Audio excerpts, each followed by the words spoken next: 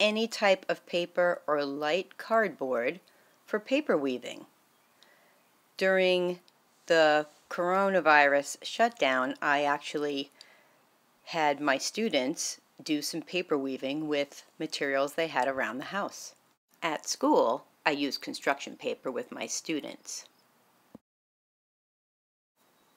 For paper weaving, first I have the students make a warp to weave into.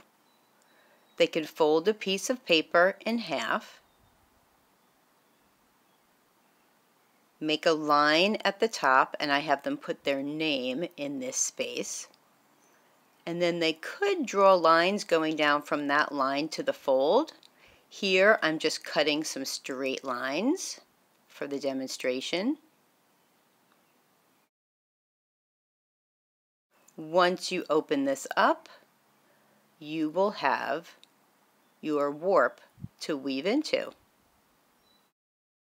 I'm cutting this black piece of construction paper to be the warp. I'm cutting pretty straight pieces, but you could make them wavy if you would like to. I'm taking the white warp and one of the black pieces and starting to weave it in over and under, over and under, over and under, and then push it down to the bottom. The next strip has to be woven in the opposite way. So seeing that we started with over, we're going to go under and over, under, over, under, and over, so that it starts to look like a checkerboard. For younger students, this can be a very hard concept. It seems easy because it's just under and over or over and under, but it takes some concentration. When I teach first graders, there's always a few kids who really get it very quickly and finish. I have them go around and help their neighbors, but I show them what helping means. Not actually doing it for them, but showing them how to do it. I like to put a little bit of glue or glue stick in each piece just to hold it down. Now, I would pre-cut the pieces for younger students to weave into the loom. Older students, like the end of second grade on up, I would probably have them cut their own. When you use recycled materials, you can get some really interesting effects. This is the cover of a catalog that I have cut into a 6x6 square, and I'm folding it. This size is probably most appropriate for 4th grade and up. I'm doing this in marker so that you can see. You can draw the lines right on the back of the paper. Cut on the fold.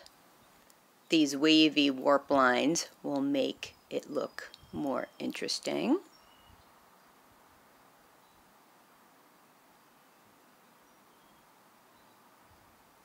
You can also cut your weft pieces with wavy lines. Might be a little bit harder to weave them in, but it will be worth it. I've also decided to glue the ends down as I go along because that's actually the way that I would work. It's not the way that I would teach very young children, like 3rd grade and under. I would have them glue it at the end. And there's my 2 samples. These are some 6x6 pieces that I had 5th graders do.